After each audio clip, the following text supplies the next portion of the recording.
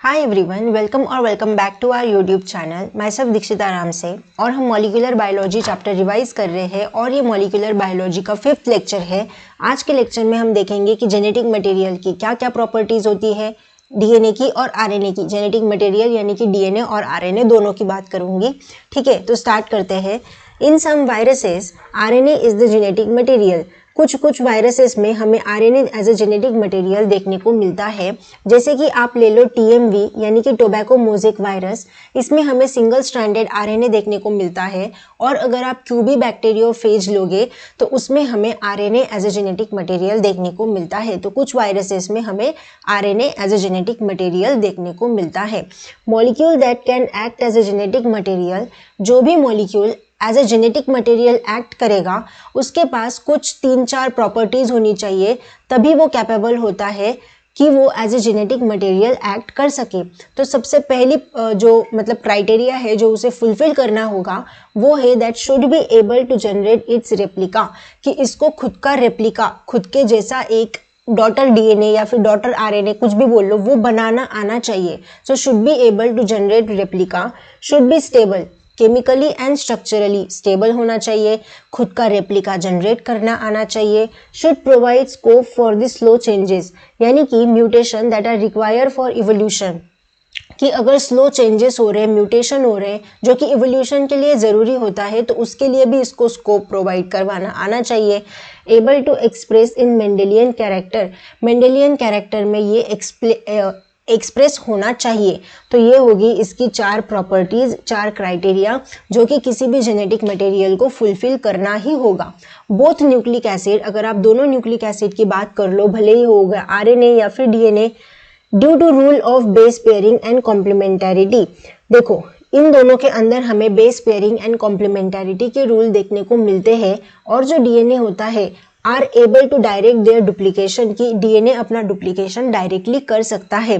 Protein fail first criteria itself, जो first criteria था कि जेनेटिक मटेरियल को खुद का रेप्लिकेशन जनरेट करना आना चाहिए, तो प्रोटीन ने फर्स्ट क्राइटेरिया ही वो फेल हो गया। प्रोटीन खुद को रेप्लिकेट नहीं कर सकता, तो प्रोटीन ऑफकोर्स जेनेटिक मटेरियल नहीं होगा। उसके बाद genetic material should be stable enough, कि जेनेटिक मटेरियल इतना तो स्टेबल चाहिए कि अगर डिफरेंट स्टेजेस ऑफ लाइफ, की हमारे लाइफ के दौरान कितने भी डिफरेंट स्टेजेस आते हैं, जैसे कि लाइफ साइकिल हो गई, एज हो गया factor, change in physiology of organism की फिजियोलॉजी में चेंज हो गया, तो वो जो इतना स्टेबल होना चाहिए कि वो चेंज ना हो जाए, उसमें सडन म्यूटेशन ना हो जाए, इतना स्टेबल वो जेनेटिक मटेरियल होना चाहिए। Stability as one of the properties of genetic material was very evident in the Griffith experiment. यह हमने उसमें भी देखा था। Heat which kill bacteria didn't kill some properties of genetic material. This explained by DNA two strand being complementary if separated by heating come together when appropriate condition were provided. कि DNA के जो 2 strand होते हैं वो complementarity show करते हैं। अगर हम उनको हीट प्रोवाइड कर देते हैं तो वो 2 DNA के स्ट्रैंड सेपरेट हो जाते हैं, लेकिन जब भी उन्हें फिर से कोई अप्रोप्रिएट कंडीशन मिलती है तो वो दोनों फिर से आके अटैच हो जाते हैं। ठीक है, उसके बाद second prime 2' OH group 2' OH group present on every molecule in RNA, जो कि कैटालिटिक प्रॉपर्टी प्रोवाइड करता है, इसीलिए आरएनए जो होते हैं वो रिएक्टिव होते हैं।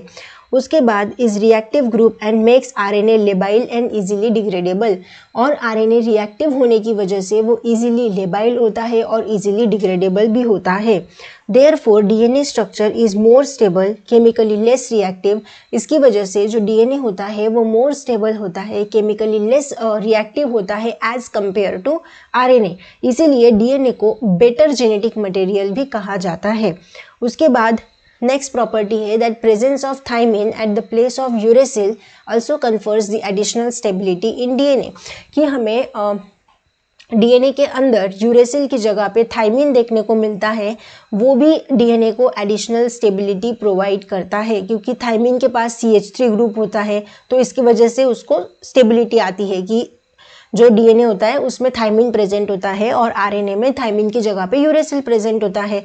उसके बाद नेक्स्ट प्रॉपर्टी होती है DNA and RNA both able to mutate, mutation तो दोनों में ही हो सकता है, लेकिन आरएनए थोड़ा सा अनस्टेबल है, तो इसीलिए उसका जो म्यूटेशन का रेट है वो हमें फास्टर देखने को मिलता है। और इसका कॉन्सिक्वेंसेस होता है that viruses with RNA genome, कि जो भी वायरसेस है जिनका आरएनए जीनोम है, जिनके अंदर RNA as a genetic material present है, उनका शॉर्ट लाइफ स्पैन होता है और वो इवॉल्व फास्ट करते हैं। ठीक है, ये उसका कॉन्सिक्वेंस हो गया। Next property is RNA directly code for the synthesis of protein, कि आरएनए जो होता है वो डायरेक्टली सिंथेसिस ऑफ प्रोटीन्स को कोड करता है, hence can easily express the character, इसीलिए आरएनए एक कैरेक्टर्स को इजीली एक्सप्रेस करता है। हम सब ने सेंट्रल डोग्मा तो पढ़ा ही है कि डीएनए से आरएनए बनता है, आरएनए से प्रोटीन बनता है, तो आरएनए डायरेक्टली प्रोटीन के लिए कोड कर सकता है, तो इसीलिए ये कैरेक्टर्स को इजीली एक्सप्रेस भी करता है। उसके बाद नेक्स्ट प्रॉपर्टी है that DNA dependent on RNA for synthesis of protein. Of course DNA RNA के ऊपर ही डिपेंडेंट है ताकि वो प्रोटीन को बना सके। Protein synthesising machinery has evolve around RNA, अगर आरएनए नहीं होगा तो प्रोटीन भी नहीं बनेगा, तो जो भी प्रोटीन की मशीनरी है वो आरएनए के अराउंड ही इवॉल्व हुई है। Both DNA and RNA can be use as a genetic material, दोनों डीएनए एंड आरएनए हम as a genetic material use कर सकते हैं, बट डीएनए मोर स्टेबल होता है क्योंकि डीएनए जेनेटिक इंफॉर्मेशन को स्टोर करने का काम करता है। अगर मेन डिफरेंस कोई पूछे कि डीएनए और आरएनए में क्या डिफरेंस होता है, तो डीएनए जेनेटिक इंफॉर्मेशन को स्टोर करने का काम करता है और आरएनए जो होता है वो जेनेटिक इंफॉर्मेशन को ट्रांसफर करने का काम करता है। ठीक है, सो डीएनए स्टोरेज के लिए बहुत ज़रूरी है, बेटर है, और आरएनए जो है वो ट्रांसफॉर्मेशन या फिर ट्रांसमिशन ऑफ जेनेटिक इंफॉर्मेशन के लिए इम्पॉर्टेंट रोल प्ले करता है। ठीक है, उसके बाद अगर आपसे पूछे कि फर्स्ट जेनेटिक मटेरियल कौन सा था, डीएनए था या फिर आरएनए था, so the first genetic material was RNA. DNA evolve from RNA with chemical modification that make it more stable. DNA होता है डबल स्ट्रैंडेड, उसके पास कॉम्प्लीमेंट्री स्ट्रैंड होते हैं। Further resist changes by evolving the process of repair. Okay, then essential life processes जैसे कि metabolism हो गया, translation हो गया, स्प्लाइसिंग हो गया, ये आरएनए के अराउंड ही इवॉल्व हुए हैं, इसीलिए आरएनए को हम एज अ जेनेटिक मटेरियल बोलते हैं। और आरएनए एक कैटलिस्ट की तरह भी काम करता है कुछ कुछ लिविंग सिस्टम के अंदर। तो ये तो हो गई कुछ डीएनए और आरएनए की प्रॉपर्टीज़, यानी कि overall properties of genetic material. I hope कि आपका रिवाइज हो गया होगा। Thank you so much for watching. मिलते हैं हम नेक्स्ट लेक्चर में, तब तक के लिए keep achieving, keep learning, keep thriving. Bye and take care. You can support my channel by scanning this QR code via UPI. Any small contribution means a lot to me and helps me continue creating content. Thank you so much for your support.